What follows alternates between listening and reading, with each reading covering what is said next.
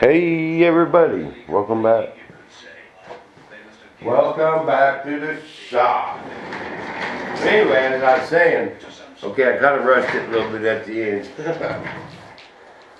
After I get my leading edge filled, any little voids out here filled, and then you could you got to sand around where you filled it, so that's going to get that area really clean. And then when you got all your filling done, you don't need to go give the prime surface a whole nother coat of primer. You're just gaining weight, taking the crispness out of your panel lines. So when you get them places filled, you sand the whole thing with some, 400, and shoot it.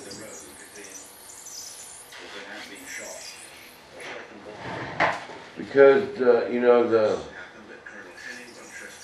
wax kind of gives you or the portal barrier in that wax.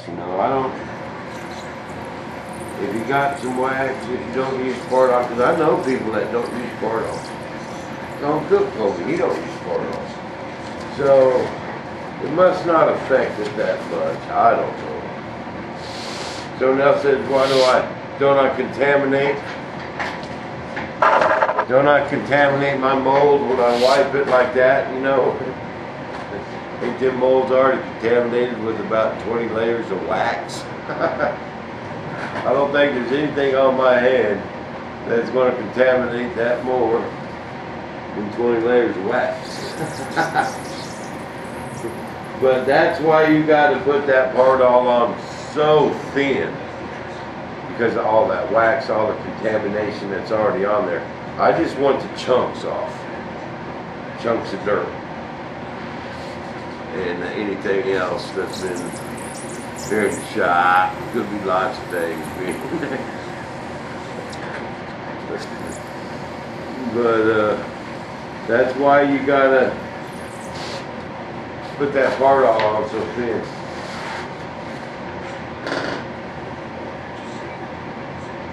Anytime you get your good pattern too, you got to mark it. So it's okay to use. I got a couple over there that's short that I need to cut up.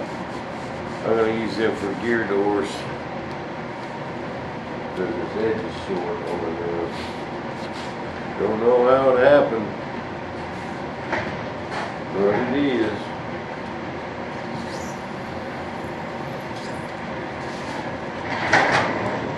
Got my Bob Valley shirt on today. I won this at a jumbo or something years ago. I bet I won this thing 3 or 4 years ago. I have never worn this shirt. I have never worn it. So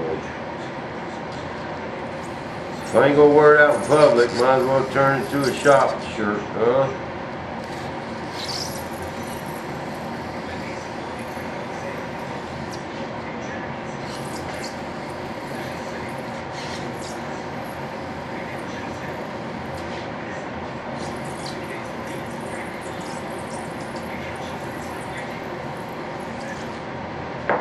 Bam! Okay, now I can get a gear door out of that. That's a strap from that whole sheet, and I can get a gear door out of that. So I'm going to just very little. And these are just too small to get anything. I might be able to get. I still got to get these tail pieces. I think they're too small. Got a couple bigger ones in there.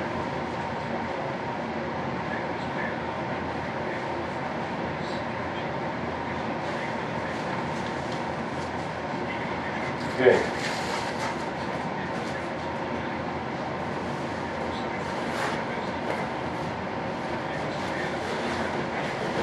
Well, we got 3 more sets of wings to make. 4 pieces per set. Oh, 3 more. There's 2 more sets right there. I'm going to have to cut 1 more before it's over. This will get me to number 9. Put them right there. Alright, alright. Now, next, what we do. Okay, someone else was wanting to make a carbon plate for an RC car. Okay, and it has to be so thick, you know. And this is what, man, what you need to do is get you a couple pieces of wood that's perfectly flat. That's going to be your trouble, is finding something that's flat enough. You might be able to find, you know, the hardware store, maybe a particle board. You know, they'll sell 2x2, 2x4 pieces of particle board and stuff. Cut a couple pieces a little bit bigger than your part, okay? To say these are your 2 pieces of wood. And now you got to figure out how thick to make it. Okay, so what you want to do is you take your carbon cloth you're going to use, and you just pile a bunch in there. Cut a bunch of little squares. Start cutting them as big as you need for your part. Okay, say you want an 1/8 inch. For an 1/8 inch plate of carbon, you're going to need at least 12 pieces of carbon fiber. Okay? But what you want to do, okay, you got your 2 pieces of wood right here. Go ahead and put your carbon pieces in there, kind of smash it down a little bit. And see how thick, measure how big the gap is. And keep adding carbon till you get it the thickness you want. Okay, now this is just dry, don't put no resin on it yet.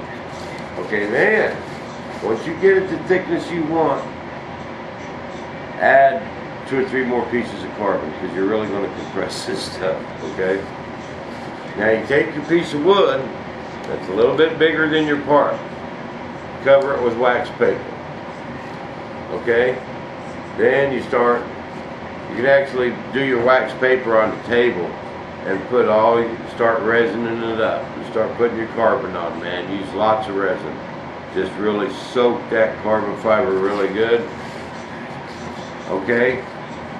Then when you get all your layers on there, put your piece of wax paper on there, take your squeegee, try and get out the big bubbles, you know. Okay? So that's your wood, this is your carbon, and your wax paper, covering both sides.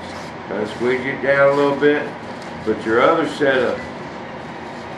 your other piece of wood on top and clamp it, man. All the C-clamps, all the wood clamps you can get on there, man, and just compress it. Make sure you got it over another piece of wax paper, because all that resin is going to drip out. All your extra resin. But you're going to have to smash it. I mean, really, really compress it. And I like them wood clamps over there, them Harbor Freight. And get it all smashed and let it set up. Now, you want to trim it before it really cures hard, or you're going to have a hard time trimming it. So, you know, just as soon as it sets up, man, I'd say 6-8 hours without no heat. You're going to have to check it. Keep your brush. Alright? When them bristles just get hard. I mean, you can move them a little bit, 10 minutes later you can't. Okay? That is when you want to take it out and peel your paper off. Make sure it's set up before you peel your paper off a little bit and touch it. Just to make sure. And then cut it out on a jigsaw. Let it set. Okay? Put it back on your wood after you get it trimmed. Put it back in your wood, clamp it, and let it cure out. That is how I do it. You know, because man, once that stuff cures out, I got some carbon plate over there, but that's the hard stuff to cut, man. But I've done it to where if it sets up but not totally cured,